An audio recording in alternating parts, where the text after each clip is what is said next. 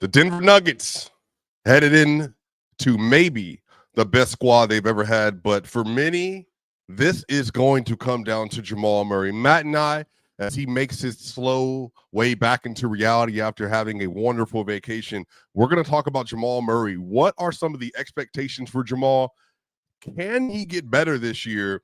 And how is his rise going to really determine what happens with this Denver Nuggets season? You got Matt Moore, Swipa. This is Locked On Nuggets.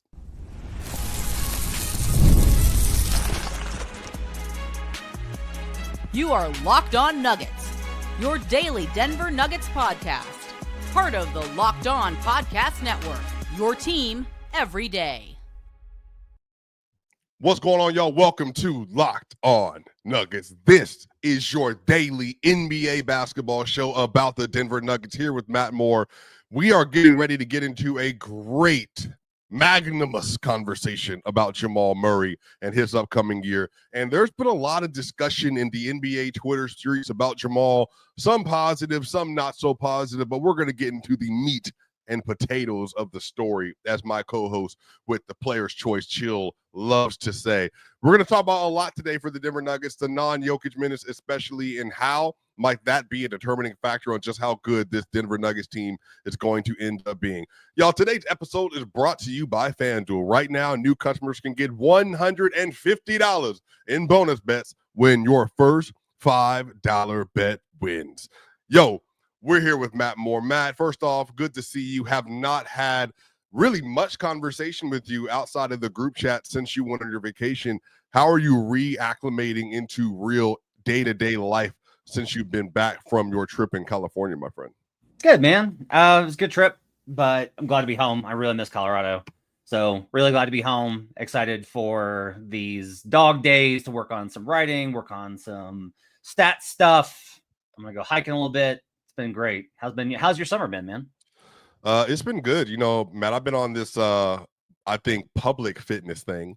I've been posting a lot of workout videos to encourage more and more people to get out there and get busy and get moving.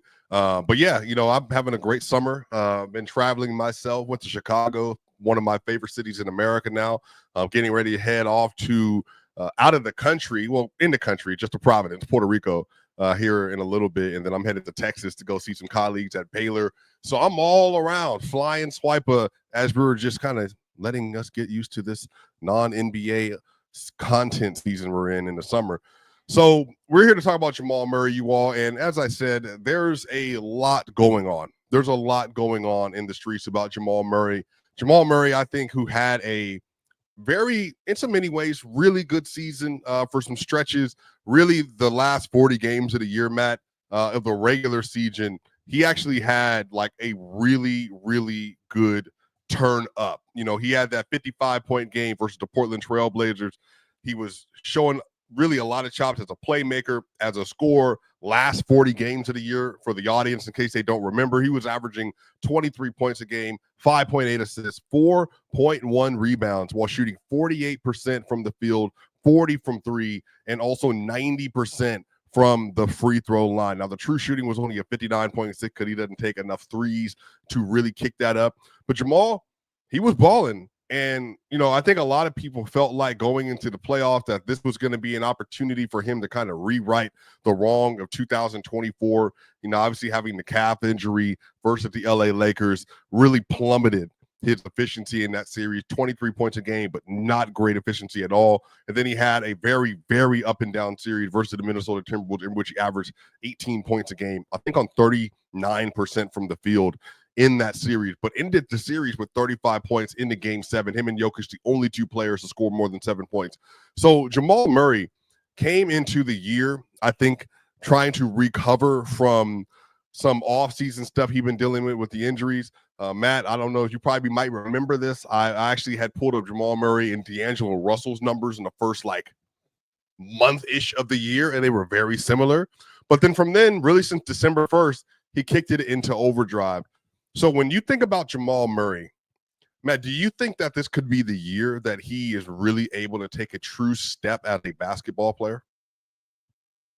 So I pulled up this chart. You can find it at youtube.com/LockedOnNuggets. And this is his estimated plus minus throughout the course of last season. And what we really kind of see is, so 1.9 was the season average. So locate the +2 when you're watching, we're looking at this. And you'll notice that for the most of the season, he's well below that. Like he's hovered right around 0, a little bit in the minus, dips into there, gets harder in the playoffs. That's not necessarily unexpected given how EPM is kind of measured. You have this stretch from mid-January that goes really until kind of about the beginning of March. So he has a month and a half where he was absolutely phenomenal. And I thought it was some of the best basketball of his career. And the thing with him is always this consistency issue. And I think his mindset always kind of seems to be, I've had great games. My overall season numbers are good. What's the problem? And I think there is a demand from the fans. I think there is a demand from the front office. I think there is a desire from his teammates. Like his teammates want good things for him, but it goes beyond that where it's, if we can just be like, hey, we're going to get 25 and 6 from you. That might even be a little bit high. 23.5 and 6 from you every night, will be in a better spot. Because the problem is like these dips that he has where it's not one game. And you saw it on that chart. Like he has these stretches where it's just like he's not terrible. He's just fine. And you can't have him be just fine given how much of the cap he takes up. And like I have a hard time with this Swipe because I don't like this idea of evaluating players based on the contract. Like the contract is set, like you should debate the contract at a time. But on the other hand of this, there is like this level of, look, for X amount of dollars out of the salary cap allotted, out of the total roster salary, you have to be able to expect a certain amount of production or impact or both. And Jamal, it seems, is always kind of missing the target high or low. Because there's, I think, games where it's like he was phenomenal, he was incredible, but you should have great games if you're at the level that he's at and at the level that you've seen him get at. If he couldn't do it, he wouldn't have the max contract, and there wouldn't be this frustration with him. It'd just be like, he's not that guy. But he can do it because we've seen it in these playoff games. We see it in these games. And so there's this tension point of what is it going to take? Is he ever going to be that level of consistency? Because like so many people, I think in the comments this year have really acted like Jamal's like a negative player. And that's just like, there is no way to argue that, guys. Like he's not Andrew Wiggins, right? The problem is he's not Andrew Wiggins, but he's not De'Aaron Fox either. And we had all these comparisons ready for Jamal after the bubble about Devin Booker or like all these other like high level guards, even Derek White. Like you can't sit there and be like Jamal Murray is as good as Derek White. You can't do it. Both of them won championships, and Derek won it as the third guy and Jamal won it as the second. And Jamal's going to be like, that certifies me. But White is so consistent in his impact game by game, possession by possession. You have to put a gap between him and Derek White, and that should not be the case. And I think I think the criticism of him goes way too far. But I think the idea of what a standard for him has been set too low as well. I think that's the tough part because, Matt, you and I have argued about Jamal publicly at times. And, at times I felt like, the bar was set too low for what he should be, I think, on a team that this good. But I also think he's also been very good. Like I said, I think you can make an argument that once you got Jamal right, like, he was healthy and he was in shape, but not even just like him doing that, like he was trying not to be, but just you got him to a point where his body was able to recover from everything that he went through for the months leading up. Like I said, after December 1st, he was a 49, 41, 92 player. Like, yeah, I think he's that good of a shooter, Matt. And I think that's a part of the issue is like he's that good of a scorer and shooter, and he's also a really good playmaker. You would expect more consistency from him. And go ahead. Well, let's take a break. And then when we come back, I got a question for you about, as much as I don't like this conversation, I like forcing myself into uncomfortable conversations. And I got a question about, what if the problem hasn't actually been Jamal? And what if it's been who's been building the offense for him? Yep. We'll talk about all that and more here at Locked On Nuggets.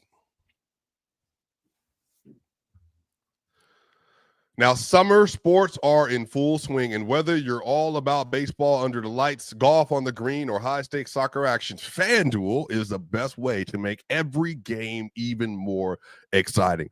You're already following the action. Why not make it a little more thrilling? With FanDuel, you can get in on the game while your friends are getting sunburned at the beach. Now, I've been using FanDuel to track my favorite matchups, and the apps keep it refreshed, and new daily promotions are always available, and they're fun ways to bet. It's easy to use, fast payout, and makes even regular season games feel like much-watch events, y'all. So if you're new to FanDuel, new customers can bet just $5 and get $150 in bonus bets if your first bet wins. So open the FanDuel app today or visit FanDuel.com to get started. Y'all, we'll be right back for more here at Locked On Nuggets. We're back here for segment 2 of Locked On Nuggets. Hope you're having a spectacular day, spectacular summer, spectacular July. Make sure if you're watching this on YouTube, give us a like, share, and subscribe. We're on the way to 15,000 subscribers by the end of 2025. We want to continue to grow the community with you. Also, if you're listening to this on Apple iTunes or Spotify, give us a 5-star review. That way more and more people can listen to the great content being made here at Locked On Nuggets between Ryan Blackburn, Matt Moore, and myself. So, Matt, what is the question that you wanted to ask about Jamal and the framing of the offense? So I think about this a lot with him, where I think there was the idea of who Jamal wanted to be coming into the league, which was like Steph Curry, right? And there has been the evolution of him as a player next to Joker. And he really, he embraced that challenge. It was hard for him at first. People forget, they didn't have I didn't think they had great chemistry to start with. It took them a while for them to build it. But when they built it, now it's it's secondhand to them. They talk a lot about that. They don't even have to think about it. They don't have to communicate. They just know how to play with one another. But I also kind of wonder, because I think Malone reached a point where he wanted the thing to be on autopilot. I always kind of got that impression, was they did a lot of work with Chris Finch and with other coaches that had been through implementing the offense and building it around Nikola. And then they took a lot of those elements, and then they just kind of set it on automatic. It was on autopilot, and didn't want to add a lot of new stuff because of the mental wear and tear of competing for championships. And I wonder, there's not there's a lot of new novel stuff under the sun you can throw out, but with Jamal specifically, if they focus on using him in different ways, if they do focus on, he's going to want the ball in his hands, and that's fine, but I don't think there'll be any shortage of that. I love the idea of him being more of an off-ball threat. I love the idea of him coming off of screens. I love the idea of him coming off of with relocation opportunities, using him more as a more diverse weapon than he has been. And some of that's a little bit complicated with Nikola, because you need to have things a little not set, but you need certain mechanisms built in for Joker. And it's hard to do that and have simultaneously Jamal doing these things. But if you can build those kind of mechanisms in, it's going to, I think, increase his shot variety, which I think is something that needs to kind of be there. Ryan's talked a lot about constantly over and over again how much he needs to shoot threes. And I am less interested in the volume of, because it's just look, if Jamal's coming up the court in transition and just firing up transition threes, that means he's getting more threes up. But are those the shots that you want? No, he can hit them, but no. What you want is you want healthier opportunities for him in half court for high percentage looks. So I just kind of wonder if David Adelman can come in and actually instill a little bit of innovation, a little bit of a revamp, a little bit of a rework, and put Jamal in some positions where the opponent doesn't know exactly what he's going to do every single time. Because I feel for the last 2 seasons, that's been one of the reasons why the offense's numbers has been good, because their execution and talent level is so high, but it hasn't felt as explosive because the opponent always has seen this so much, they know what's coming. So maybe like that's the way to do this, is that instead of it being about Jamal's conditioning, which everybody rags on, or which I think is comes from a real place of ignorance, but whether it's instead of Jamal focus, like being about Jamal's body or about his mental approach or aggressiveness or any of these types of things, what if it's as simple as just get some new mechanisms in to open him up and unlock different parts of his game now that he is a more complete NBA player? And that is exactly why I think adding Cam Johnson is so important.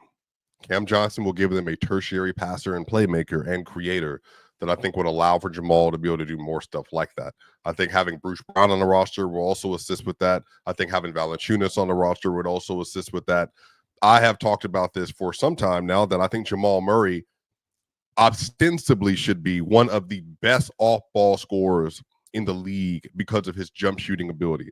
You should be able to run down screens, back screens. You should be able to do like some high post rubs where he's diving towards the basket with a 6'4.5" frame. You should be able to utilize Jamal off the ball and his gravity as a scorer more. And I actually think that will increase the kind of shots he's getting. I think Jamal needs to have more shots around the rim to create free throw advantages for himself. I do think he still needs to get up a higher volume of three-pointer. Again, Matt, he 5.9 free throws, three-pointers last year, 5.8 the year before, 6.6 the year before that, and then 6.6 the year before that. I think this is the year he needs to be closer to 7. Like, Cameron Johnson is going to put up 7+ this year. Aaron Gordon is probably going to put up around 3. Jokic, I think he put up 5 last year. I think they want to get their three-point attempts up. I think Jamal, based on how he shoots, I think he should be higher on that list. But I do think getting off the ball when Nikola Jokic is not in the game and allowing for Cam Johnson to be able to run the offense a little bit to get sets initiated, allowing for Bruce Brown to be able to run the offense and get sets initiated, I think that will all help Jamal. But for me, one of the reasons, Matt, that people seem like they're like really impressed with this Denver team, but the thing that's not taking them to the top, because a lot of people concede Jokic is the best player in the world. A lot of people concede that this Nuggets roster is now like it's confident. And from 1 to 9, 1 to 10, there's an NBA team there. But one of the things that I think people are a little bit down on, which is why they're saying the Nuggets aren't the outright favorite even, or a second favorite for some people, they just don't know what Jamal looks like.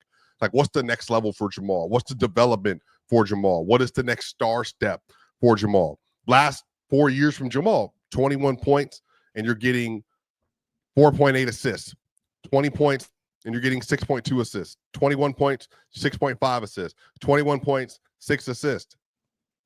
Like, it's just a lot of consistency in terms of the overall number, and it just doesn't look like a player that's consistently making marketed improvements. And I think if Jamal starts the season faster, I think if his aggression is there in the start of the year, I think if his shot making is there in the start of the year, I mean, Matt, there's a world where this team, because of how well-rounded they are now, they could start 12-2. They could start 10-1. But a lot of that comes down to that. If Jamal, I think if he does take that next step, to me, he's going to be the difference between them being like, oh, they're a very good regular season team to pushing for 60 wins in the regular season. Because I think that's kind of how the NBA works. You got to have a lot of people that do a lot of different things. You got to be able to send waves and waves and waves at people, which is what OKC does at a really high level, which is what the Bucks did at a really high level in their heyday, which is what the Celtics do.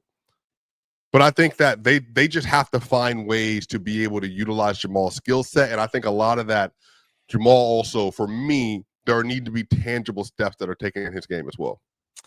Yeah, and so I think there's part of this I just kind of keep getting back to, which is I'm less interested in the talking about the demand for Jamal to be better, because like, what are the things that you would want to see from Jamal to that end, right? And it's okay, like, other than doing it, it would be you want him to acknowledge it. Jamal's acknowledged it, like, I think over and over again. Like, Jamal was a little defensive in the beginning of the year when he struggled a little bit, but there's a lot of this where it's just Jamal doesn't respond well to feeling down on himself. Like, he doesn't respond well, I don't think, to those kind of mechanics. And so for him, it's about, he's always trying to get better. He's always, so I think for him, it's, you have to, I don't think, how can I put this? I don't think that the key to Jamal unlocking another level is negative criticism. I think it's opportunity. I think it's stuff like building in different stuff with the offense. I think it's stuff like adding guys like Cam Thomas, Bruce around him, Johnson, JV. I think JV is going to be huge for him, giving him a replicant. Like, JV is a very, very like D-level Jokic, right? Which is not insulting to JV. It's just like the passing gap is that wide because Joker's one of the best passers of all time. But you can run DHO out of the pinch post with JV. You can run pick and pop. The mechanisms are the same. Like, Jamal's had a hard time, I thought, integrating different guys because they didn't really have a rim runner. He finally started to make some headway with DJ this summer or this season. But having a guy that's a lot more like Yoke, I think is honestly going to be, it's a lot easier for him. And that makes things like, the question should be, how can the Nuggets provide the opportunity and the things necessary for Jamal to make this happen? Rather than just like constantly hammering, he's got to be better, he's got to be better, he's got to be better. Like, I don't know, like, that if that conversation is helpful. I don't know if that's actually going to do anything. I think it's like good to hold players accountable. But if we've been having this conversation for this long, you talking about conversations from his coaches to him, or like just him, the overall fans? I think is the conversation, because I don't know what the conversation with coaches are like. I think it's probably been a lot of like Malone covering for him, because they had such a close relationship.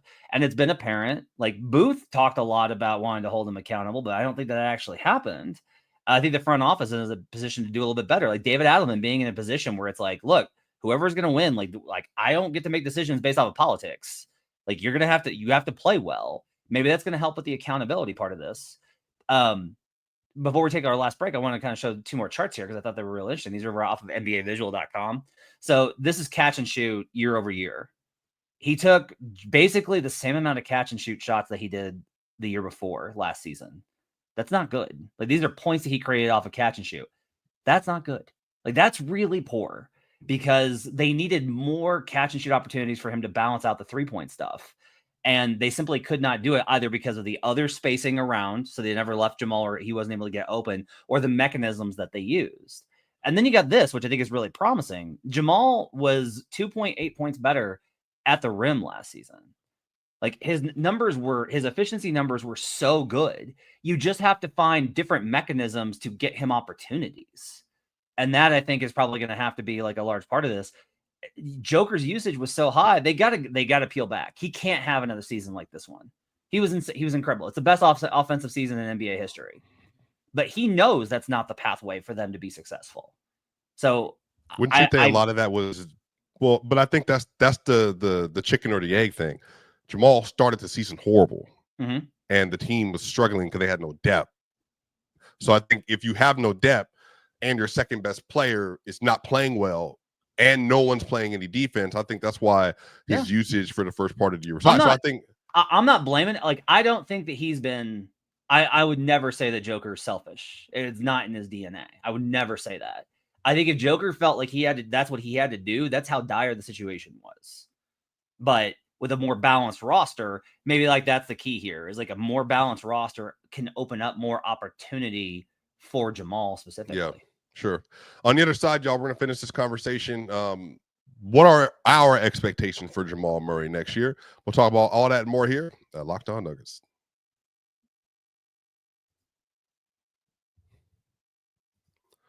We're back here for the final segment of Locked On Nuggets. Thank you so much for being here with us today. We're talking about Jamal Murray. What are the expectations that we have for him this next year? You know, Matt, I really have ridden this like fence with Jamal, where I have been very high on him at times. You know, you remember after the title, I think he was a top 20 player in the sport. I think what you do in the playoff matters. You know, 26, 5, and 7 on, what was it, 47, 39, 93 splits. I mean, that's like, yeah, I mean, you're going to get credit for that, you know? And then I think he had stretches in the next year before he went down where it was like, wow, like Jamal was like taking leaps. You know, you remember he had a 35-point game versus Boston in Boston in the 23-24. You remember him and Jokic, I think they put up like 73 points or whatever else it was. It was wild. And then you had this year, the Portland Trailblazers game. And mind you, where they had a top 10 defense during this stretch, and it didn't matter. He was cooking everybody. So you get these points with Jamal where it's just like, man, like he looks so good. He doesn't have to be this player all the time. But I would have said, though, if you have asked me, Matt, and after 2019, now we talk about the injury a lot. What was his progression? I would have said, oh, yeah, he would like Devin Booker, him, Ja Morant, Cade Cunningham. I would have expected him to kind of exist in that tier. But, Matt, he's not been as impactful as these other players who have made like high-end all-stars or all NBAs. And I think that is something to be said about him. I think that is also, what Nuggets fans are hoping for. Like if he was able to reach to that level, I don't expect him to get there anymore. But here, Matt, that's the thing. When I have built in my prognosis for the Nuggets next year about why they could win 60 games or why I think they're the favorite to win the title, it's not been based on Jamal Murray getting better. Go ahead. Why don't you think he's been good enough? Let's get good enough? Yeah. Well, I mean, No, I'm not asking like you to justify that position. I'm asking you what you think the reasons are. Well, I think the injuries were the 23-24. I really don't have I think that calf injury was serious. Could it affected him in the Olympics? Like Jamal Murray is now 29% from the field, 14% from three-pointers. Do you agree with a sentiment that has been shared on other shows in this fair market that Jamal's problem is about conditioning and that's why his injury issues occur? I have not had those conversations with the people who might be leaning into some of these narratives about Jamal. I've heard them. I personally don't know what people are doing in the gym. So I can't speak to that. I have no idea. I know Michael Porter's working out. I know he is. But I'm saying that Jamal, I just have no verification. I'm not with the man, watching him. I know Jokic is working out kind of, but I just don't live in that place. I don't even think that's really been the biggest issue. I think one of the things is that you can't separate. This is from talking to people in the organization around the team. I don't think you can separate the bias that is held about his on-court performance. And it's not like you can be biased and still accurate, right? But the appraisal of his, what I mean to say is you can't separate the appraisal of his on-court performance or work ethic from his attitude, which he's a surly dude. Jamal is several people have indicated Jamal. And again, I've had coworkers who are not fun to be around. If you've worked in any sort of if you've worked with anyone, you will know that there's people that it's not fun to be around them. And I think Jamal has kind of had that attitude some of the time. I think it has dragged on people. But I also think that a lot of those voices that share this information have agenda reasons for doing so. It is not Nikola Jokic talking to the media and being like, man, Jamal's such a pain in the ass. That's not happening. It's not Aaron Gordon doing that. It's not Michael Porter doing that. It's not even the guys deep down on the bench. That's not happening. It's people around those other players who all have a reason to apply pressure to Jamal, whether it's to clear minutes for their guy, whether it's to put more pressure so that they help out big fella, whatever it is. There's agenda reasons around these things, which make it very complicated to try and appraise it. And all I can really do is take the word of what the players say about their teammate, and they've always been supportive of Jamal. And I think that does complicate things. There has been an effort to poison the well about Jamal Murray in Denver. I don't think it's been coordinated. I don't think it's been from extremely strong forces, but I do think that there has been an attempt to do so by people that are close to the players on the team. And I don't know how to square that. What I don't want to do is I don't want to be influenced by that in my appraisal of Jamal, no matter how much of a jerk he has been to me for the entirety of his Nuggets career. But also, I don't have that experience with Jamal that you have, that he's been a jerk to you. You know what I mean? So right. I think all of this stuff has to be held in context of us having biases. I know that Jamal is very talented. I think Jamal could be better based on level of play and his skill set. There's just not many 6'4.5" guards that have walked through the league in the last 25 years that are able to do things to this level and then haven't become all NBA players. I mean, he kind of has the physicality of Deron Williams. Like, I mean, he like in terms of his build, like he's very big for the position. He does a lot of really unique things. He has a really good handle, Matt. He's actually a really good isolation player. He's a really good pull-up shooter. He's a really good passer. Yes. He can dunk on you. Hey, typically in NBA history, Matt, I've watched these players play and I'm like, damn, that was one of the guards of that era. But for whatever reason, Jamal has, I think, had SGA come in the league, been passed by SGA. Had Luka come in the league, been passed by Luka. Had Ja Morant come into the league, was passed by Ja Morant. Devin Booker, same age frame. Rose, went by him. Like, I just think all these players, there's just something that hasn't connected. And I'm saying I hope with Jamal, this is the year it connects. Because Jamal has a chance this year, I think, to spearhead a 60-win Denver Nuggets team. Legitimately. So, and Matt, by the way, just for context, when the Nuggets and Jamal played together in 2000 and I think it was 23-24, I think when Jamal and Jokic played in the 59 games together, more than that. I think they were like 44 and like 15 or something like that. Like, I can't remember what the exact record was. If Jamal's good to start and Jokic is good and Cam Johnson, first 42 games of the year, Matt, I'm not sure if you saw the stat I pulled the other day. Well, you weren't. You were drinking some fancy wine on the side of a beach somewhere. But Cam Johnson, 42 games in the first 42 games last year, Matt, was 19.5 points on 65 true shooting. On the Nets. With Cam Thomas. Just imagine if Cam is able to bring that to Denver, how much easier life is going to be for Jamal. This should be the year that Jamal just like soars up these rankings because it's free. He can literally do what he needs to do. He's diving down. I want to see him do it, Matt. And maybe this is an earnest plea for me. I want to see Jamal do it. Matt, I would love to get the allegation that Jokic got carried this year. I would love to be able to face those allegations and say he did because Jamal reached this level. And I think he can do it, is my whole point. Do you think he's the only person holding him back? I personally don't think that other people have that much ability to control the things you do well or do bad or not when you're the second highest usage on the team and you have the second most opportunity to work on the team. So I think he is the one that's getting in the way of that personally. Do you want to know something crazy? This lineup only played 48 minutes and it shouldn't play much more than this. Jamal, Aaron, Porter, and DJ. Okay. 48 minutes. DJ? Yeah, DJ. Mm-hmm. 48 minutes. It's the four starters. It's three of the core four and DJ. 48 minutes, 132 offensive rating, 108 defensive rating, plus 24.5.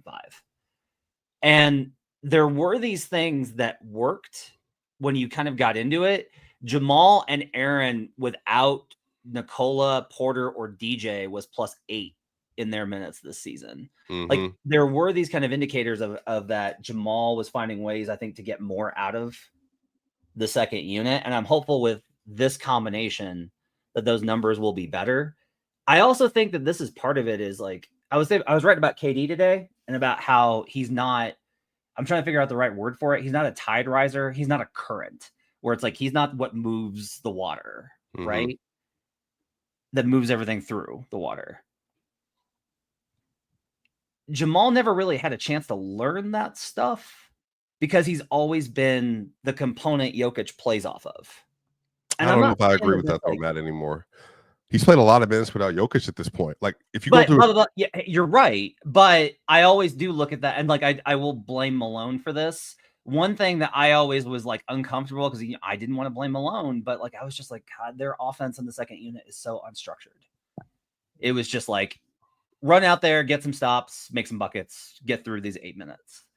Instead of being like, how can we take the talent and actually build a functional offense? Because I think that may be part of it is that Jamal can't carry them and can't make them better. So you have to have something that's functioning on its own and then add Jamal.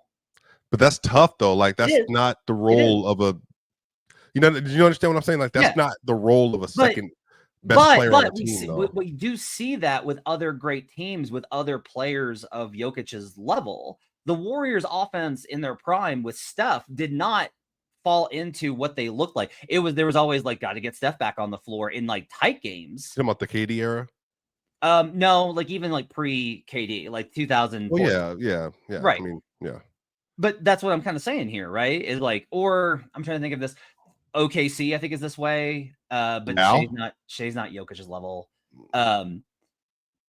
Even I think the teams with LeBron, it was never there. At least there was like a function and identity. Yeah. It literally with the Nuggets has been like, there's one team with a clear identity that is excellent, that is awesome.